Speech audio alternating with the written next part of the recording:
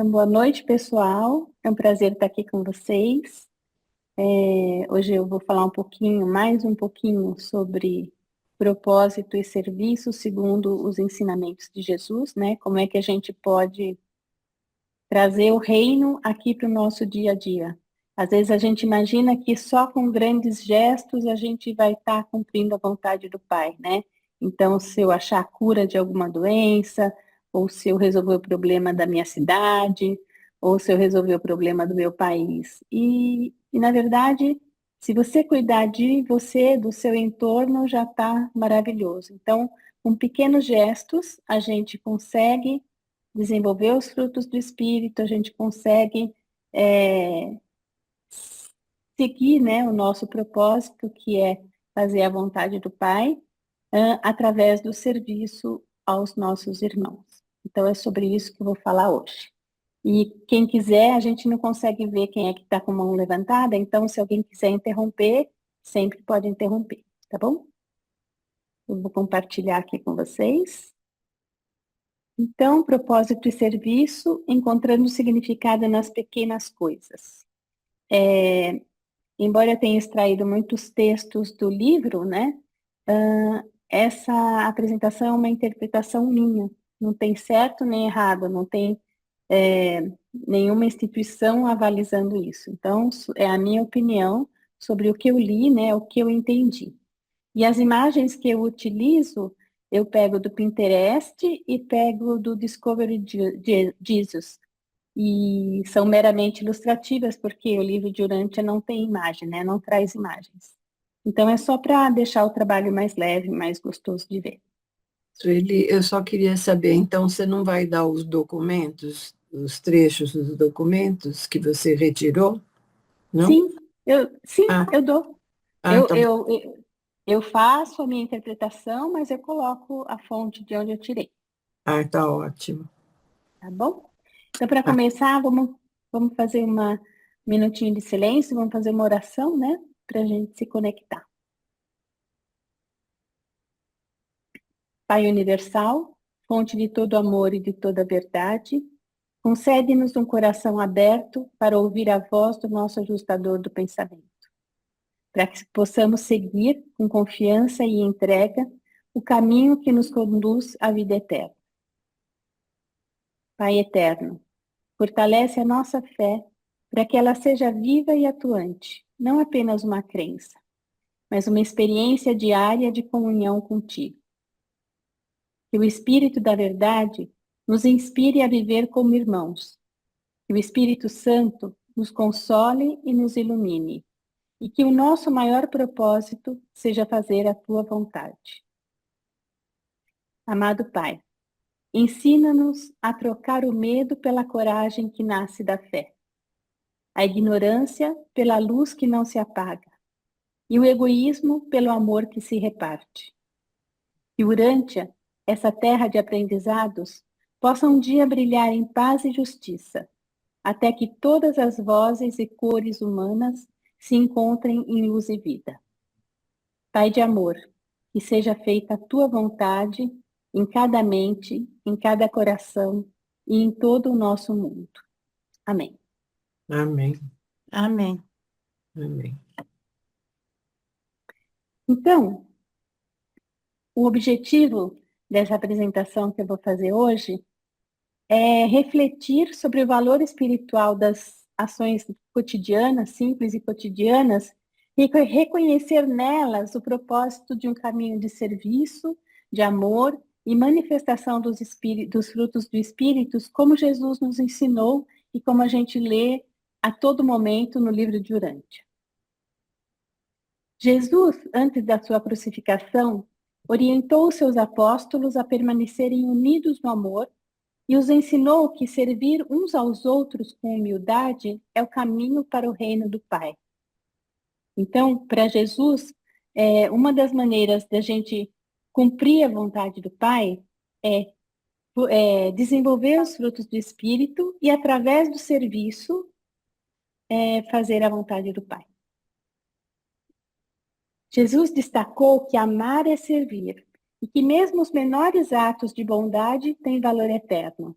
Então, Se a gente vai pensar um pouquinho no que a gente já leu sobre Jesus, a gente vê que a todo momento ele está lá fazendo um discurso super importante, contando uma parábola para os apóstolos, ou reunido com muita gente, e aparece uma criança, uma mulher, ou um idoso, e ele para tudo para ir ver o que essas pessoas querem, né? Para responder perguntas, às vezes, bobinhas, né?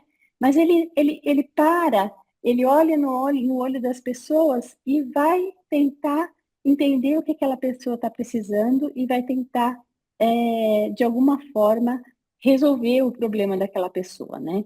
Então, assim, os pequenos gestos e atos de bondade também têm valor eterno, não só aquelas coisas monumentais que algumas pessoas fazem. Jesus também afirmou que, lá no documento 180, embora esse evangelho do reino nunca deixe de trazer uma grande paz à alma do indivíduo que crê, ele não trará paz à terra até que o homem esteja disposto a crer de todo o coração no ensinamento: amar-vos uns aos outros como eu vos amei. E aí estabelecer a prática de fazer a vontade do Pai como principal propósito ao viver a vida mortal. Então vamos ver, estudar um pouquinho cada um desses atributos, né, para a gente saber como é que a gente pode fazer a vontade do Pai. Vamos lá. Então, o que é propósito? Propósito é a intenção espiritual que move nossas escolhas e dá direção à nossa existência. É viver em alinhamento com a vontade do Pai e com a busca da perfeição divina. É a intenção espiritual que orienta os nossos pensamentos, os nossos sentimentos e ações em direção ao ideal divino. Jesus nos mostrou que o nosso maior propósito é conhecer a Deus e fazer a sua vontade. E aí, lá no documento 132, Jesus fala: a salvação eterna para a alma que discerne a verdade e que ama a beleza fica assegurada por aquela fome e sede de bondade que levam esse mortal a desenvolver uma unicidade de propósito, no propósito de fazer a vontade do Pai, de encontrar a Deus e de tornar-se como Ele. Então, qual que é o nosso objetivo, né? Antes já era esse, depois que a gente lê o livro de Urântia, nosso objetivo é chegar nos braços do Pai. Cada religião ensina, né, mostra um caminho. E o livro de Urântia fala que é uma jornada ascensional, que começa aqui na Terra, né, que essa é a nossa primeira vida, e que vai seguindo pelo universo local, e depois pelo superuniverso, Avona, até chegar no paraíso.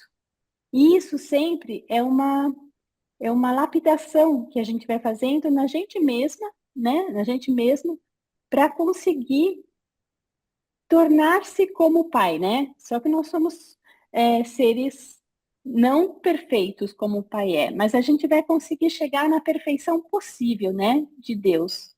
E vai poder lá estar junto com Ele e, de repente, alguns reveladores dizem que a gente vai, quando se tornar finalitores, quando todos os universos estiverem em luz e vida, que os espaços exteriores vão ser trabalhados pelos finalitores.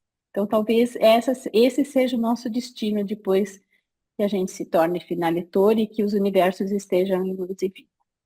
Então, a gente nunca vai parar. É um aprendizado constante e depois um trabalho constante também. Mas eu acho que vai ser maravilhoso. E o que é viver com propósito aqui na nossa vida, no nosso cotidiano? É agir com consciência e não no automático. É você prestar atenção no que você está fazendo. Buscar significados espirituais nas experiências diárias. Desejar crescer em amor, bondade, beleza e verdade. E como que a gente pode fazer isso? Por exemplo, levantar-se todos os dias com a intenção de amar mais e ser mais tolerante. Cada pessoa tem um calcanhar de Aquiles, né? Tem uma coisa que é mais difícil para ela. Por exemplo, eu sou uma pessoa impaciente. Embora muitas pessoas falem que eu sou calma, na verdade, por dentro, eu sou impaciente. Eu gostaria que as coisas andassem com mais agilidade, tivessem mais agilidade, mais rapidez. Eu sou bastante prática também em algumas coisas. Então, quando as coisas começam a demorar, eu tendo a ficar um pouco irritada. E todos os dias eu peço, obrigada, Deus, mais um dia, mais uma oportunidade de fazer a sua vontade, mais uma oportunidade de ser paciente e tolerante. E aí, com as coisas que acontecem no meu dia, eu vou tentando trabalhar isso. Na minha opinião, eu melhorei, mas vamos ver, né? Deus que sabe. Outro exemplo é ter como meta fazer o bem, mesmo nas tarefas simples como cozinhar, dirigir, estudar, ouvir ou ajudar alguém.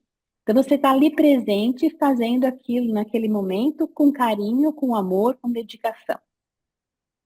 Outra coisa que a gente pode fazer é reavaliar as escolhas que a gente faz à luz do crescimento da alma.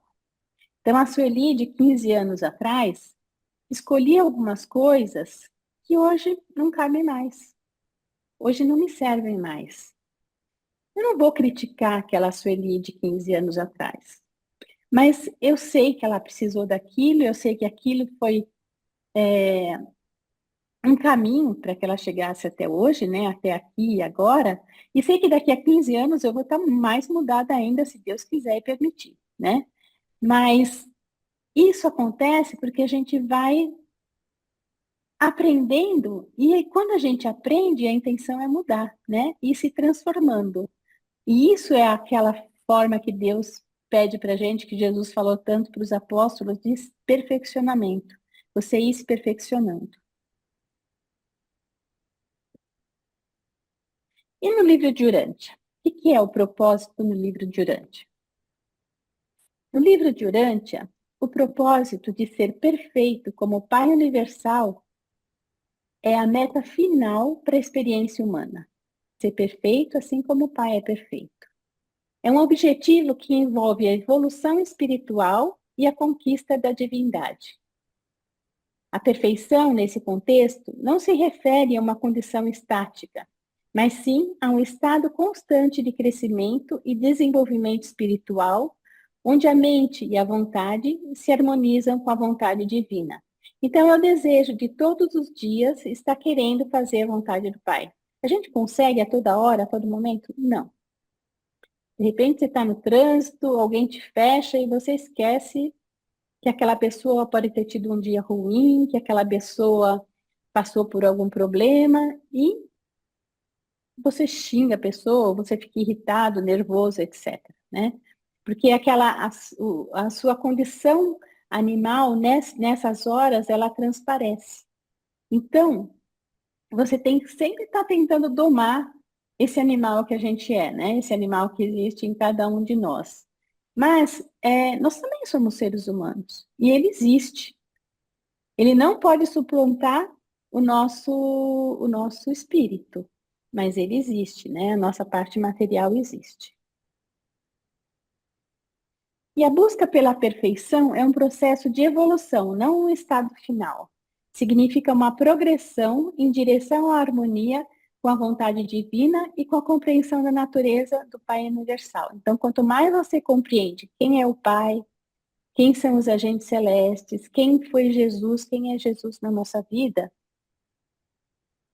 isso te faz querer ser outra pessoa, querer ser uma pessoa melhor, né?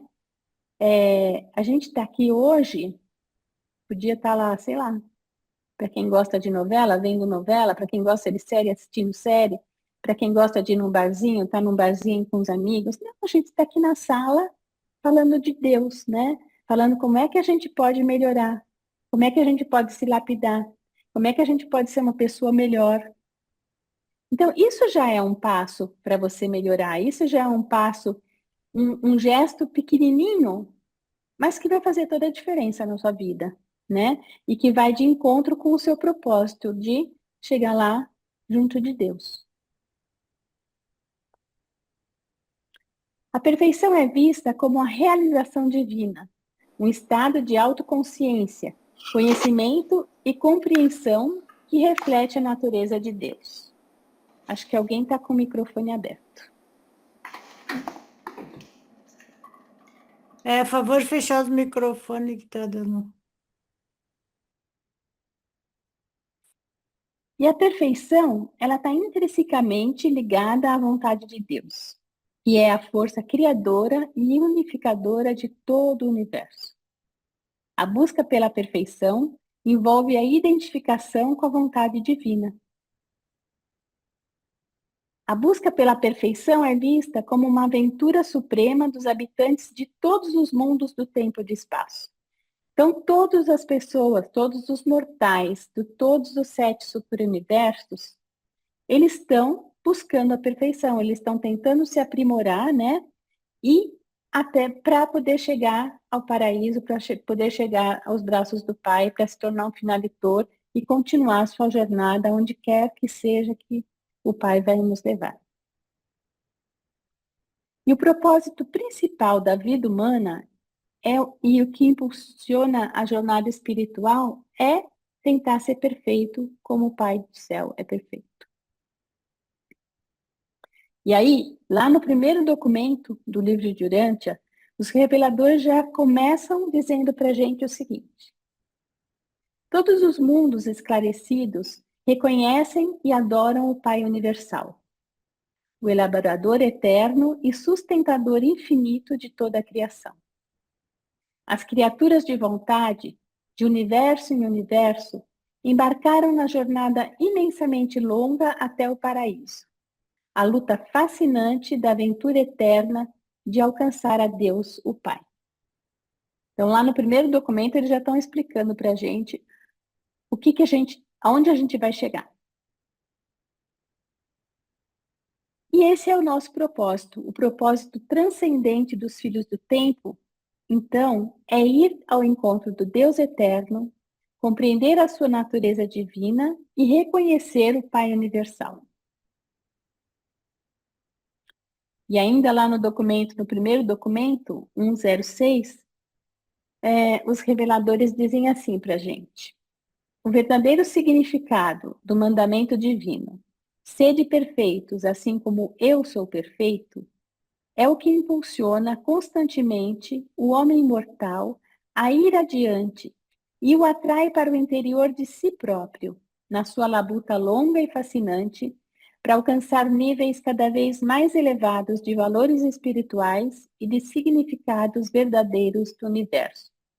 Então, não é só a Sueli, a Estela, a Lilian, a Maria que estão aqui tentando melhorar, tentando com o propósito de se aperfeiçoar, de ser perfeito como o Pai é perfeito. Aqui a gente vai conseguir? Não, com certeza não.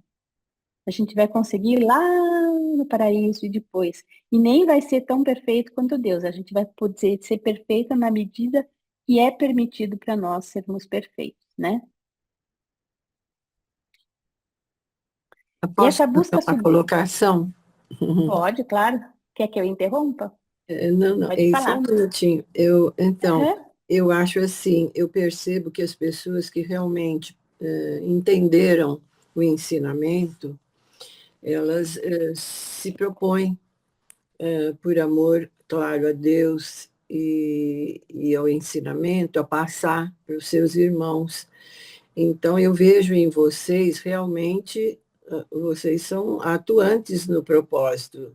Não é que vocês ficam só assim, tendo o conhecimento. Não, não guardando só para si, para a sua evolução pessoal.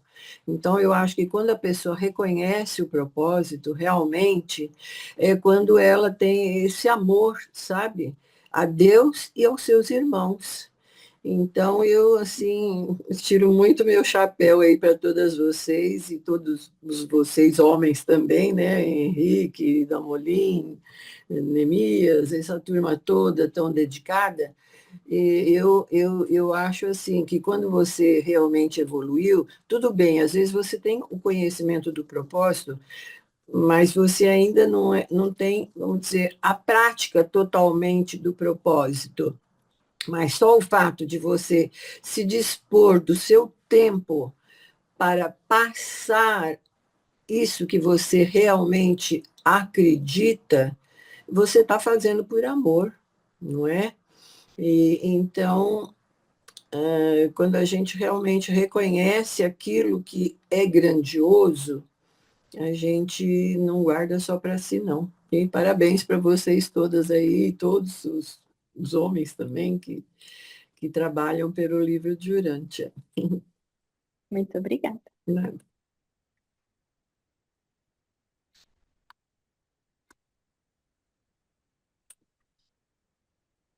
Então, continuando, essa busca sublime pelo Deus dos universos é a aventura suprema dos habitantes de todos os mundos do tempo e do espaço, todos os mortais nascidos nos 7 superuniversos. E qual será que é o propósito de Jesus? Qual foi o propósito de Jesus quando ele esteve aqui? Aí a gente vê lá no documentos. Deus, né? Ele veio com o propósito de nos mostrar Deus, nosso Pai, não é? Esse foi o maior propósito dele. Isso mesmo.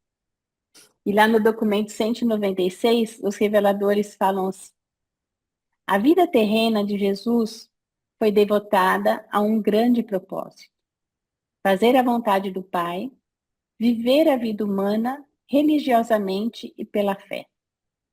A fé de Jesus foi confiante como a de uma criança, mas sem a menor presunção. Ele tomou decisões firmes e viris, enfrentou corajosamente múltiplas decepções. Com resolução, suplantou dificuldades extraordinárias e cumpriu de modo inabalável os rudes requisitos do dever.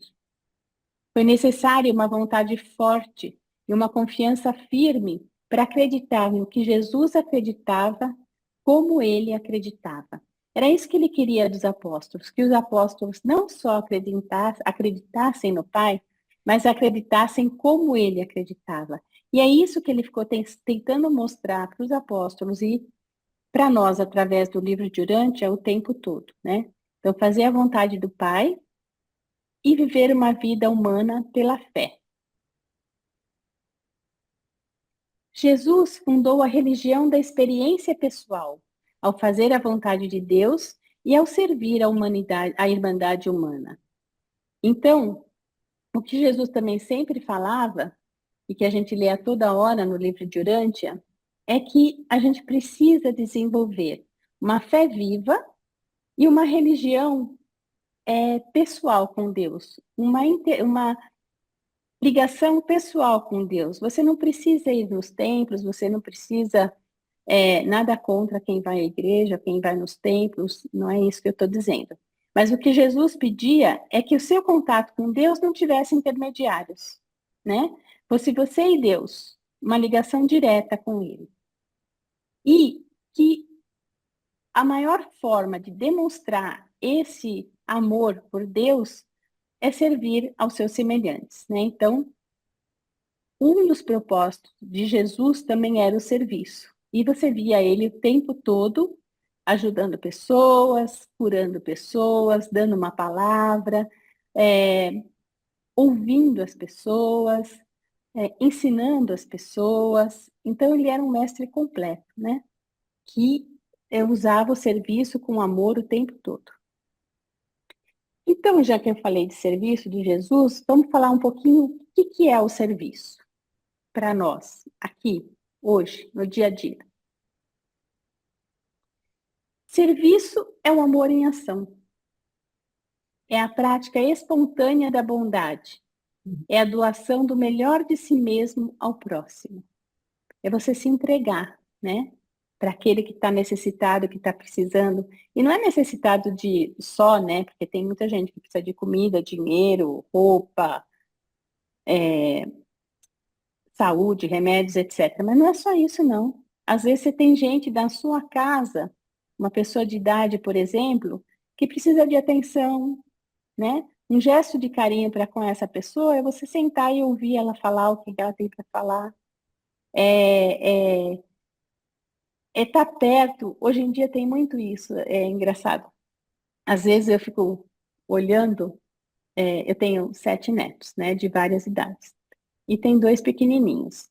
E aí, então, ultimamente eu tenho lido bastante a respeito de crianças menores, né, e assim, uma das coisas que eles falam, que é até engraçado, quando você for falar com seu filho, se ajoelhe e olhe nos olhos deles. Não é interessante isso? Para mim isso era natural, assim, não de se ajoelhar, eventualmente ajoelhava ou não, mas olhar nos olhos de quem com quem você está conversando, acho que isso é básico, né? E hoje em dia as pessoas precisam de manual para isso. Olha, quando você vai conversar com uma pessoa, você olha nos olhos dela, você presta atenção no que ela está falando. Para mim isso é tão básico, né? Interessante que as pessoas hoje precisem ler em livros isso. E quais são as características do verdadeiro serviço? O serviço é feito com amor e humildade. Não busca aplausos. Então, é aquela história, né? Não saiba à esquerda o que a sua direita está fazendo. O serviço reflete o espírito de fraternidade.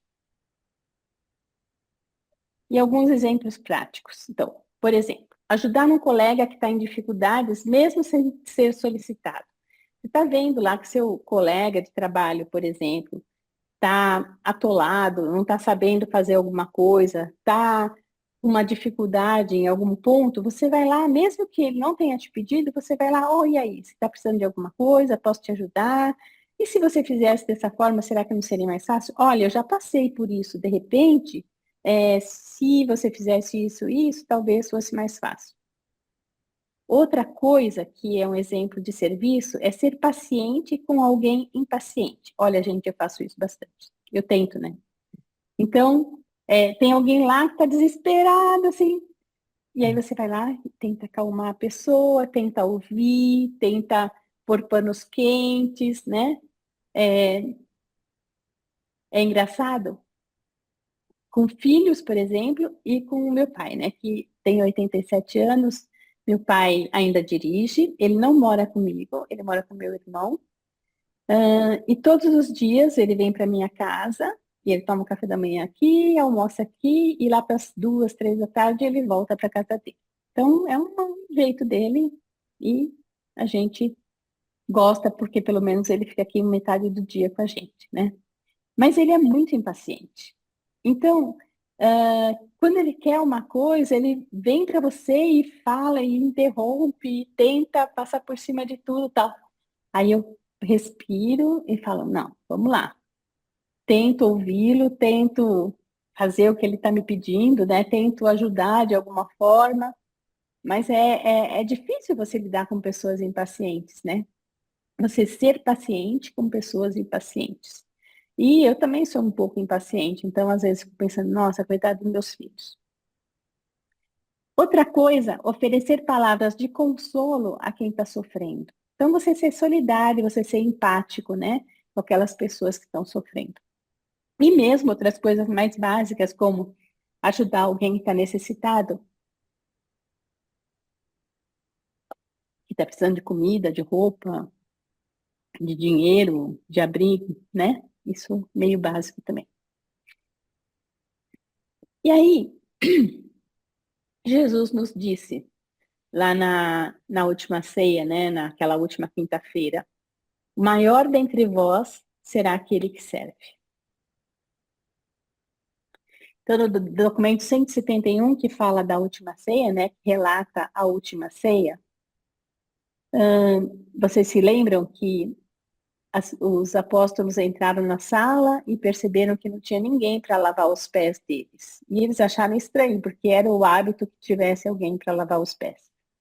E aí eles viram a acomodação da sala, viram qual era o lugar de destaque, que seria onde Jesus se sentaria, e começaram a brigar por lugares, né? Disputar o lugar de quem ia sentar perto de Jesus ou não. E aí, Jesus entra na sala, olha tudo aquilo e pega a bacia, pega a toalha e vai lavar o pé dos apóstolos. E ficam perplexos, indignados, e aí cai a ficha deles. E aí Jesus fala: nessa noite, quando eu entrei nessa sala, não vos contentando em recusar por orgulho a lavar-vos os pés uns dos outros, também caístes na disputa de quem deveria ter os lugares de honra à minha mesa. Aquele que quer ser grande entre vós, que se torne como que o mais jovem. Enquanto aquele que quer ser o dirigente, que se transforme em alguém que serve. Quem é o maior? Aquele que se senta para comer ou aquele que serve? Não é comumente considerado maior aquele que se senta para comer? Mas vós ireis observar que eu fico entre vós como aquele que serve. E se quiserdes tornar-vos os meus companheiros de serviço, fazendo a vontade do Pai, no reino que está por vir, sentar-vos-eis comigo no poder, fazendo também a vontade do Pai na glória futura. Então, Jesus está mostrando aqui, né, para os apóstolos e para nós, hoje em dia, que é através do serviço que você vai estar fazendo a vontade do Pai. E que você vai estar podendo estar do lado, né, sentado ao lado de Jesus no futuro. Porque servir é a expressão da vontade de Deus em ação. Então, a vontade de Deus em ação é você praticar o amor, né? Você servir o seu semelhante. No documento 180, Jesus diz: se quiserdes compartilhar a alegria do Mestre, deveis compartilhar o seu amor. E compartilhar o seu amor significa compartilhastes o seu serviço. Essa experiência de amor não vos liberta das dificuldades desse mundo. Não cria um novo mundo, mas muito certamente faz do velho um novo mundo. Ou seja, transforma esse mundo, né? Então, através da experiência do amor e do serviço, a gente pode transformar o mundo. É assim que a gente vai chegar em luz e vida, né? Quando todo mundo estiver servindo, quando todo mundo estiver agindo por amor, quando todo mundo tiver o propósito de fazer a vontade do Pai. Servir ao Pai servindo a humanidade. Documento 176, Jesus diz: não podeis permanecer passivos nos assuntos do reino eterno. Meu Pai exige que todos os seus filhos cresçam na graça e no conhecimento da verdade. Vós que sabeis dessas verdades, deveis fazer crescer os frutos do Espírito e manifestar uma devoção crescente ao serviço desinteressado dos vossos semelhantes, que também são servidores. E lembrai-vos, de tudo o que ministrares ao menor dos meus irmãos, a mim é que esse serviço estará sendo prestado. Então, aquele que quiser ser grande, que venha servir junto comigo, né?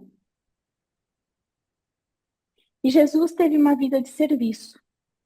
O ministério de Jesus exemplificou um serviço espontâneo e sem esforço, caracterizado por ações naturais e graciosas que enriqueceram a vida de outras pessoas sem planejamento deliberado.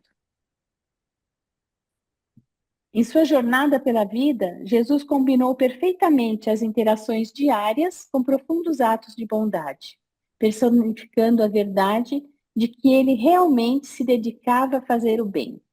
Sua profunda conexão com as pessoas não se limitava a curar ou ensinar, mas envolvia amá-las e compreendê-las genuinamente, levando alegria e consolo por onde passava. Então, Jesus o tempo todo estava preocupado, né, com o ser humano. Então, se ele via alguma pessoa com algum problema, ele ia lá tentar puxar conversa, tentar ouvir o que aquela pessoa tinha para dizer, embora ele já soubesse, né, porque ele era Jesus, e mostrava o caminho. Tem aquela história que aconteceu com aquele jovem, eu esqueci o nome dele agora, que estava depressivo.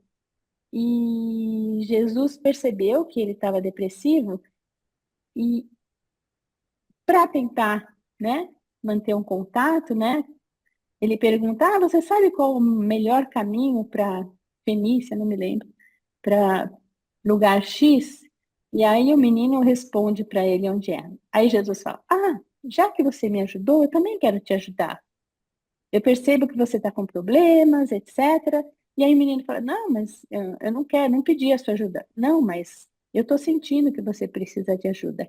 E aí Jesus conversa com ele e mostra, né, que ele está com uma depressão, mas que ele não precisava ter aquela depressão, que ele podia sair daquele estado buscando a Deus, né, fortalecendo a fé dele. E aí depois esse mesmo menino acabou se tornando um dos grandes disseminadores do evangelho do reino. Então Jesus via as pessoas e ele ia lá conversar com elas, e ele ia tentar entender e compreender essas pessoas e depois dar uma palavra que indicasse o caminho que elas teriam que seguir. Então, a vida de Jesus era repleta de uma espontaneidade sincera que o fazia espalhar saúde, felicidade e iluminação espiritual a todos que encontrava. Então, até os dirigentes do Sinédrio, quando estavam para crucificar Jesus, eles se impactaram com a postura de Jesus, com a grandiosidade de Jesus, com a tranquilidade de Jesus, né? Então, Jesus tinha aquela personalidade que nada perturbava, porque ele era tão confiante em Deus, né? Tão confiante no Pai dele, ele tinha uma fé tão maravilhosa que nada conseguia perturbá-lo, exceto duas poucas vezes. E Jesus caminhava fazendo bem. Lá no documento 171, os reveladores falam que a maior parte das coisas realmente importantes que Jesus disse ou fez parecia acontecer casualmente, enquanto Jesus passava. Pouco houve do lado profissional, do bem planejado ou do premeditado na ministração terrena de Jesus. Ele dispensava e espalhava saúde e felicidade natural e graciosamente na sua jornada pela vida. Então era uma coisa natural que saía dele assim espontaneamente. E cabe aos seguidores do mestre, ou seja, nós, em todas as idades, aprender a ministrar à medida que passam, para fazer o bem sem egoísmo, enquanto vão cumprindo seus deveres diários. Então, você está no escritório, você vê alguém que está com algum problema, você vai lá e tenta ajudar. Você vê alguém que está com alguma dificuldade, você tenta resolver. Você não é que você vai conseguir toda vez, né? Mas só a disponibilidade, né? Só se colocar disponível para as pessoas já ajuda, já dá uma força para elas. E duas pessoas pensam melhor que uma, né? Duas cabeças pensam melhor que uma. Então, propósito e serviço. Um alinhamento ao caráter divino. Jesus ensinou que servir é o maior ato de grandeza espiritual. No seu ensinamento, a verdadeira nobreza é servir com amor, sem buscar recompensa ou reconhecimento. Com certeza, nós viveremos muitas experiências até chegarmos a ser perfeitos como Deus é perfeito. Esse é um caminho longo, feito de desafios que nos levam a reconhecer os frutos do Espírito como a manifestação prática e espiritual do caráter divino, e a transformação interna que ocorre quando uma pessoa vive em alinhamento com a vontade do Pai. Quando uma pessoa vive tentando melhorar, quando uma pessoa vive tentando descobrir qual que é a vontade do Pai e como é que a gente realiza, né, essa vontade, como é que a gente vive dentro disso. Muitas vezes a gente não sabe muito bem o que é a vontade do Pai, é difícil, né? Mas a gente sabe qual não é a vontade do Pai. Então, quando você vai fazer uma coisa, se você se perguntar assim, será que Jesus faria isso? Na hora você já sabe qual é a vontade do Pai.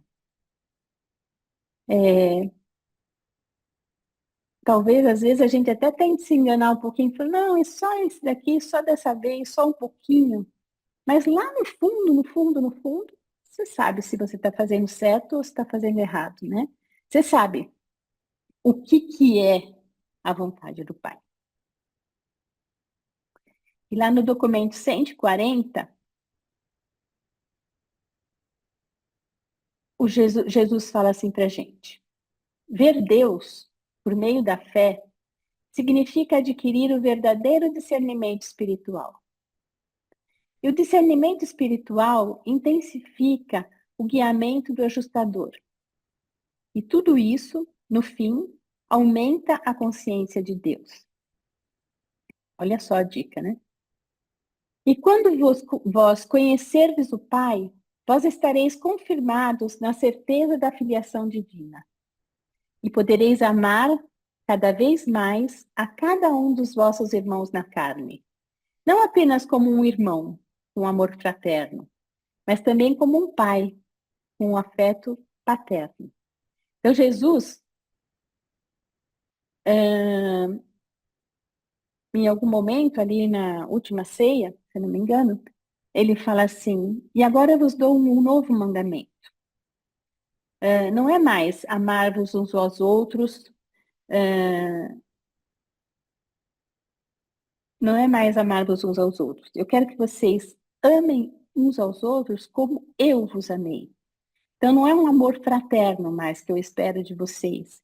O que eu espero de vocês é um amor paterno. O que é um amor paterno ou um amor materno? É um amor de pai e de mãe. Então, se você tem um amigo que faz alguma coisa para você, se você amar esse amigo ou qualquer pessoa com amor fraterno, ok, você vai tentar relevar, mas eventualmente não vai dar, né? Você vai falar, que droga, não quero mais ser seu amigo, essa pessoa não serve para ser meu amigo, etc. Mas se você amar essa pessoa como um pai, como uma mãe, não dá para desistir de filho, né? Quem é pai, quem é mãe sabe, não dá para desistir de filho. Até quando as crianças ou os filhos pisam na bola, na verdade seu amor cresce, seu amor transborda, porque você vai tentar ajudar aquela pessoa, aquele filho, aquela filha, de qualquer forma, né? Então, quando você ama como um pai ou você ama como uma mãe, você compreende, você se coloca no lugar da pessoa. E quando você compreende o outro, você se coloca no lugar do outro, fica tão fácil, né? Amar é muito mais fácil.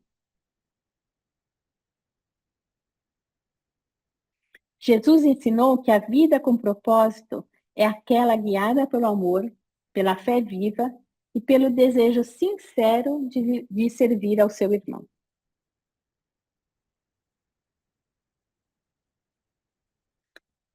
Então, o nosso maior propósito é viver como filhos do nosso Pai Universal e amar como Jesus nos amou. E os frutos do Espírito são um resultado visível dessa escolha espiritual. Eles transformam o nosso caráter, tornando-nos mais parecidos com Jesus. E ao desenvolvê-los, né, ao desenvolver os frutos do Espírito, a gente descobre que o verdadeiro propósito não está nas conquistas externas, né? Conseguir um emprego, conseguir uma casa, conseguir um carro, ir viajar, comprar uma bolsa nova, sei lá. Mas em expressar a vida interior do Espírito. E que servir com os frutos do Espírito é refletir Deus nas pequenas e nas grandes coisas. Então, olha que importante isso. Os frutos do Espírito são um resultado visível da nossa escolha espiritual. Eles transformam o nosso caráter e nos tornam a cada dia mais parecidos com Jesus. É por isso que eu falei, né? Quando você desenvolve os frutos do Espírito, você vai se transformando. E o interessante é que quando você desenvolve um dos frutos do Espírito, que são 9, desenvolver os outros fica cada vez mais fácil. Se desenvolver 2, cada vez mais fácil, né? Porque, por exemplo, se você tem amor, se você desenvolve o fruto do Espírito, do amor, automaticamente você vai desenvolver a tolerância, vai desenvolver a paciência, né? A fé também. Então, um vai puxando o outro e vai ficando cada vez mais fácil.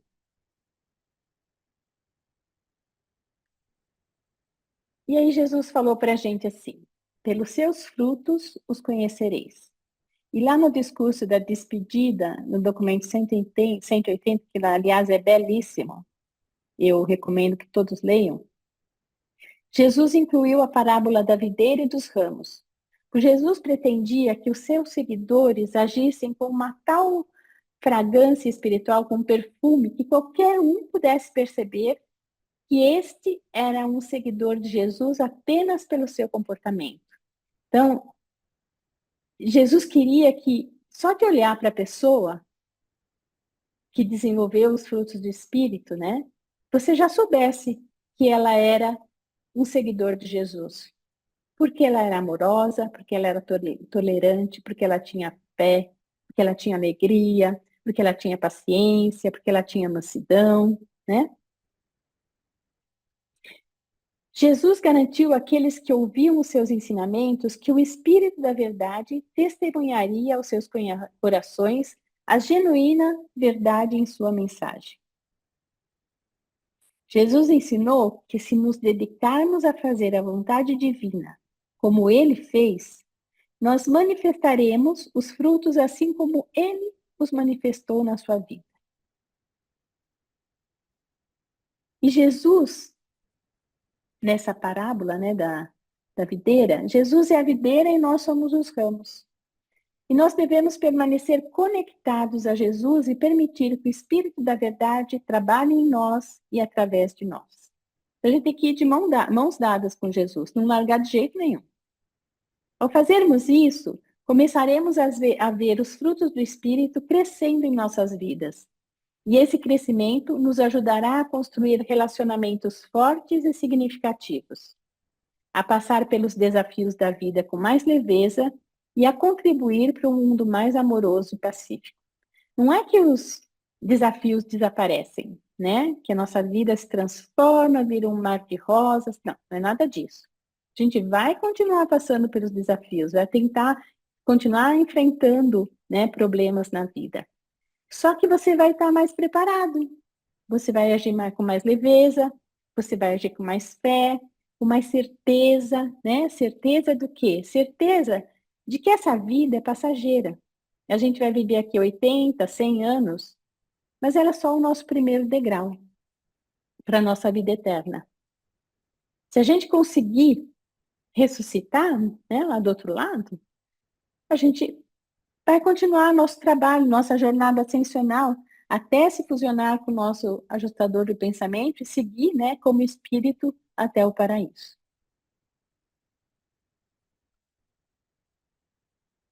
E Jesus também disse que uma pessoa nascida do Espírito produz os frutos do Espírito. Lá no documento 180.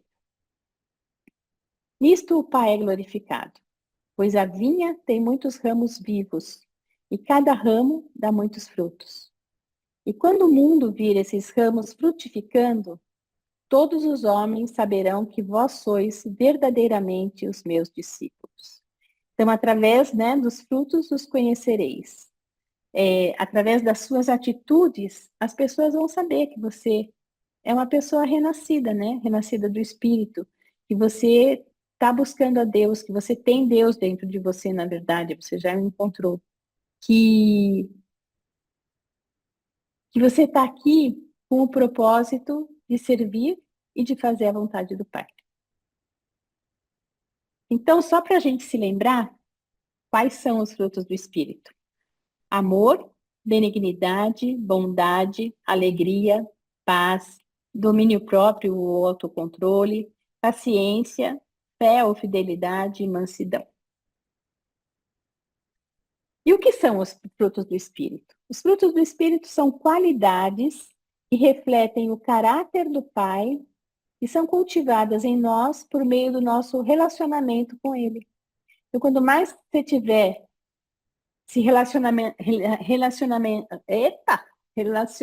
bem com Jesus, com Deus, mais frutos do Espírito você vai estar desenvolvendo, com mais força, né?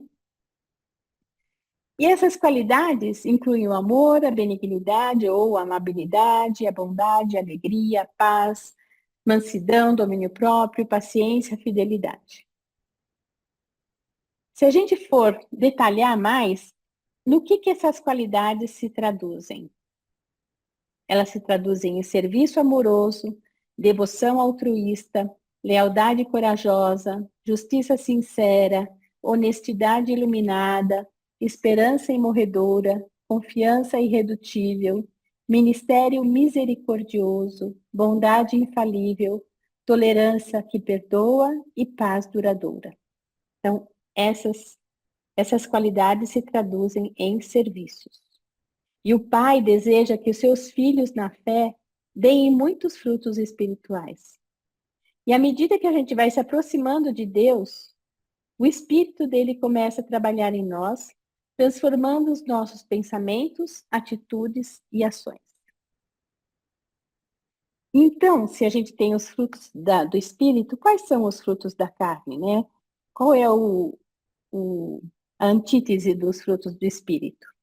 A raiva, a ansiedade, egoísmo, ódio, inveja, tristeza, depressão, ciúme e culpa. Algumas religiões chamam isso de arcontes, né?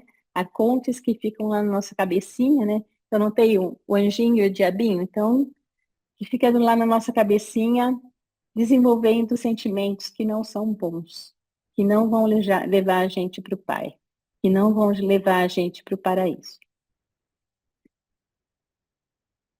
Então, os frutos da carne são mencionados lá na Epístola de Paulo aos Gálatas como uma lista de comportamentos negativos e prejudiciais. E esses comportamentos são considerados como produtos das inclinações egoístas e mundanas do ser humano. Esses frutos incluem atributos como imoralidade, inveja, idolatria, ódio, discórdia, ciúme, raiva, egoísmo, ansiedade, entre outros. Reconhecê-los envolve estar ciente das nossas próprias atitudes e ações e avaliar se elas estão alinhadas com os valores como amor, alegria, paz, bondade, doçura, paciência, fé e mansidão, que são considerados os frutos do Espírito. Então, às vezes, no dia a dia, né, na vida real aqui, você sente ansiedade, você sente raiva, inveja, tristeza, depressão, ciúme, culpa, ódio até. Ódio eu acho muito pesado, mas você tem que lembrar que você não é isso, né? Você não é isso que Deus propôs para você, né? Por isso que você tem que lutar contra isso. Você tem que tomar consciência, não adianta enfiar embaixo do tapete, né? Varrer para debaixo do tapete. Você tem que ter consciência desses sentimentos e trabalhar eles dentro de vocês. Com o antídoto que é o amor, que é a bondade, que é a doçura, né? Com o antídoto dos frutos do Espírito. Então, a vida guiada pelo Espírito. Acho que uma pessoa de fé que vive com propósito sobre a graça dos frutos do Espírito alcança uma serenidade diante da diversidade e abraça a tolerância e a paciência quando se sente desafiada. É aquilo que eu já falei lá atrás. Não é que o mundo vai mudar, não é que não vai acontecer mais nada de errado na sua vida, você não vai ter mais problemas, você não vai ficar doente, não vai ficar sem dinheiro, não vai ficar com algum problema na família. Não é isso. As adversidades vão continuar aparecendo. Só que você vai lidar com elas de uma outra forma, com mais serenidade, com mais paciência, com mais tolerância, com mais fé, né? A gente sabe que essa vida aqui é passageira, né? E o que importa é a nossa vida eterna. Então, o que a gente não pode estragar é a chance de chegar na vida eterna. Tudo aqui pode passar. Só não pode passar a chance da gente chegar na vida eterna. Para aqueles que depositam sua confiança em Deus, a vida assume um novo significado. Eles passam a viver em paz, em um estado de calma e tranquilidade interior. E essa paz os ajuda a navegar pelos problemas da vida com graça e serenidade. Quando cultivamos os frutos do Espírito em nossas vidas, experimentamos uma sensação mais profunda de realização, de felicidade e de harmonia. O nosso serviço deixa de ser uma obrigação e se transforma em alegria espontânea. Assim, o amor inspira a generosidade, a paciência inspira a tolerância e a bondade inspira o cuidado sincero. Por exemplo, a gentileza não beneficia apenas aqueles com quem interagimos, né? Mas também traz uma sensação de realização, satisfação e paz para a gente mesmo. Então, quando você está praticando, né, exercitando os frutos do Espírito, você está beneficiando aquele com quem você está se relacionando, mas você está beneficiando a você próprio.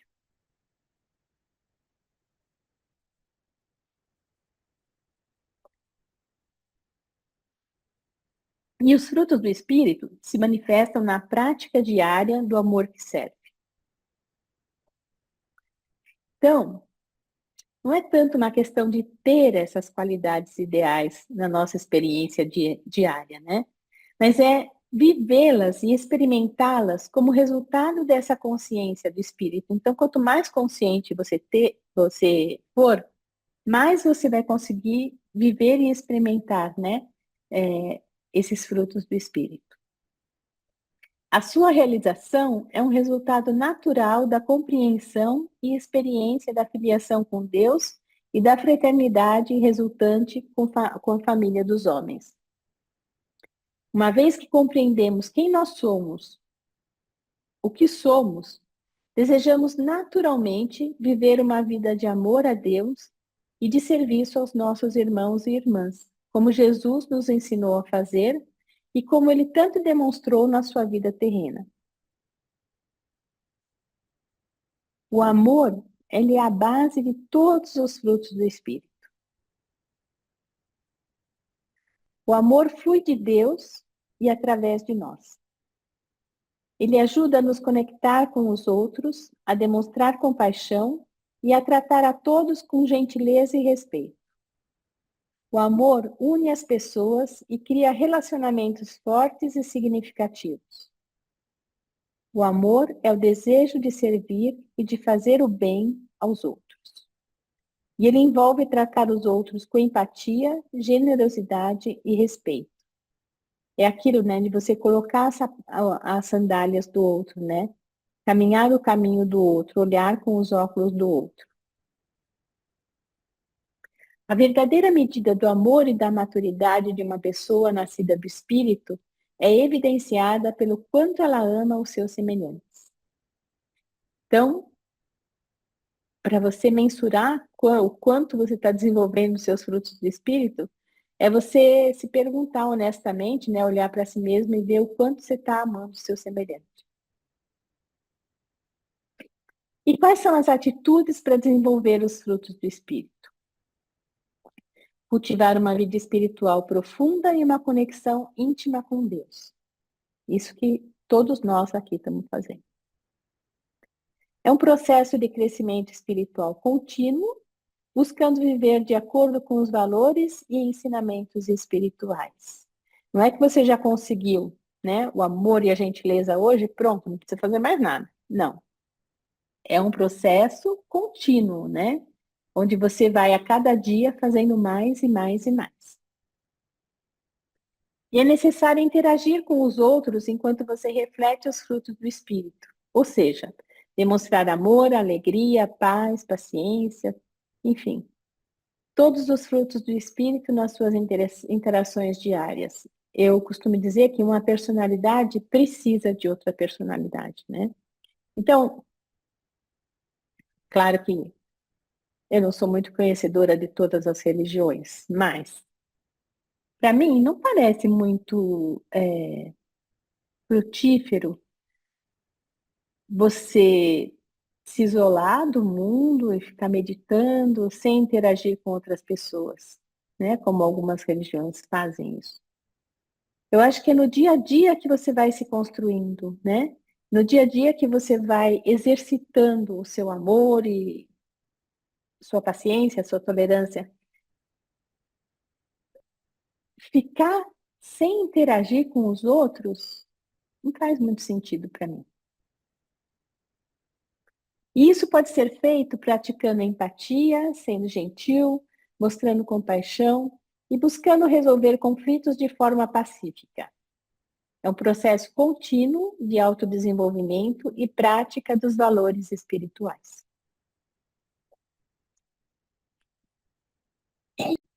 Vamos ver então algumas dicas práticas, né, para a gente desenvolver os nossos frutos do espírito.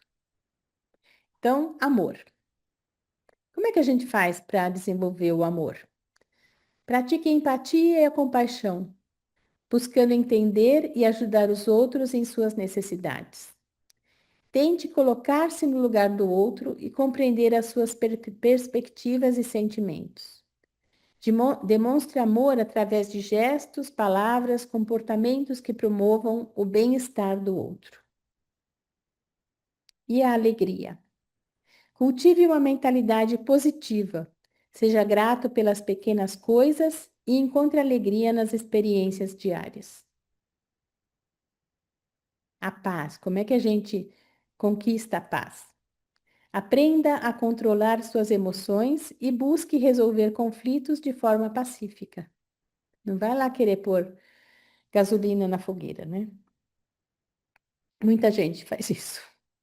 Paciência ou resignação. Exercite a tolerância e a capacidade de esperar com calma, mesmo diante de situações desafiadoras. Doçura ou benignidade. Cultive uma atitude de bondade e benevolência em relação a todos os seres vivos, praticando o perdão e a compreensão. Bondade. Realize atos altruístas e gentis em direção aos outros, sem esperar nada em troca.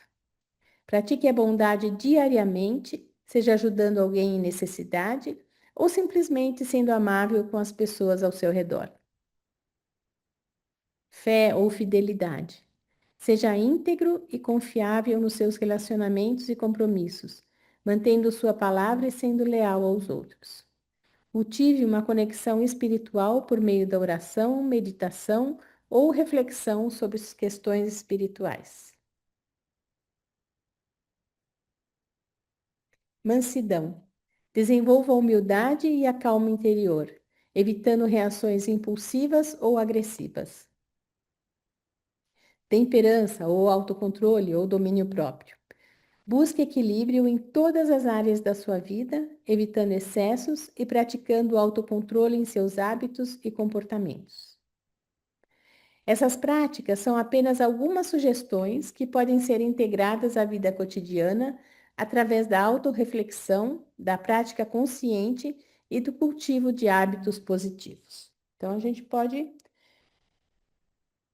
cultivar, né, esses frutos do Espírito.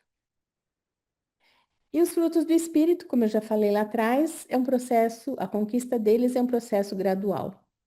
A aquisição dos frutos do Espírito demanda tempo, dedicação e disposição de colaborar com a orientação divina, com a orientação do nosso ajustador do pensamento. Os frutos do Espírito são interconectados e, ao desenvolver um deles, frequentemente favorecemos o crescimento de outros.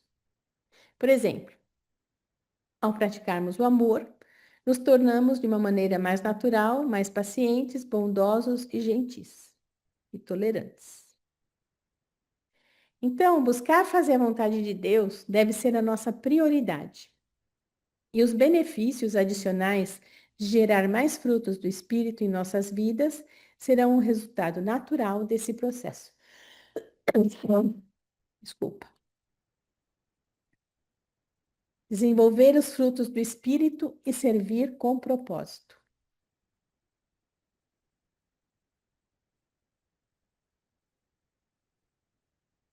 Jesus nunca separou esses conceitos: servir, propósito e frutos do Espírito. Então, desenvolver os frutos do Espírito são um sinal de que estamos escolhendo fazer a vontade do Pai no cotidiano, no nosso dia a dia. Quando escolhemos amar, perdoar, servir, confiar, a gente está alinhado com a vontade do Pai. Assim, cada ato de bondade, cada gesto de paciência, cada palavra de encorajamento se torna parte do reino de Deus na terra. É assim que a gente vai trazendo o reino de Deus para cá. Servir é o caminho natural para quem vive com propósito. E o propósito real se expressa através do serviço amoroso. Então, um vai alimentando o outro. Servir é tornar-se reflexo do amor divino no mundo. Lembra que Jesus falava que ele queria que as pessoas só de olharem para aqueles que desenvolveram os frutos do Espírito, que já reconhecessem como sendo seus seguidores.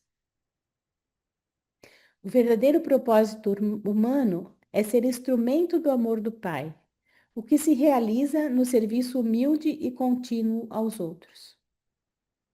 Viver com propósito é colocar Deus no centro e fazer da vida um ato de fé dinâmica, de fé viva. Jesus ensinava que a vida com propósito é aquela guiada pelo amor, pela fé viva e pelo desejo sincero de fazer o bem. Servir, viver com propósito, cultivar os frutos do Espírito e fazer a vontade do Pai são faces da mesma jornada espiritual. Uma jornada diária, construída a partir de pequenas ações, que transformam o mundo a partir de dentro. E Jesus nos revelou um caminho espiritual progressivo que pode ser resumido assim: permanecer em Jesus, viver com propósito, servir com amor, produzir os frutos do Espírito, cumprir a vontade do Pai.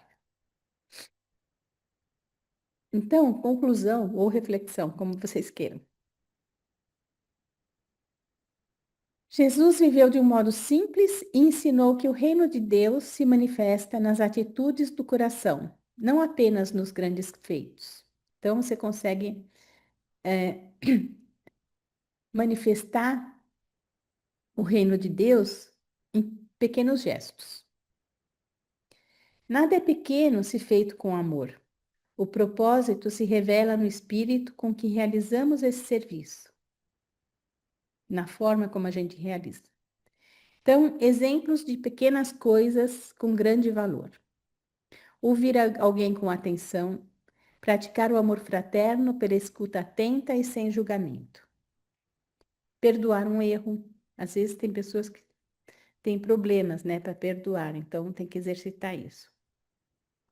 Sorrir sinceramente, compartilhar um alimento, ajudar discretamente um colega, cuidar de alguém, de alguma coisa que ninguém quer cuidar, né? Fica passando batata quente de uma mão para outra, você vai lá e pega a batata quente e tenta resolver.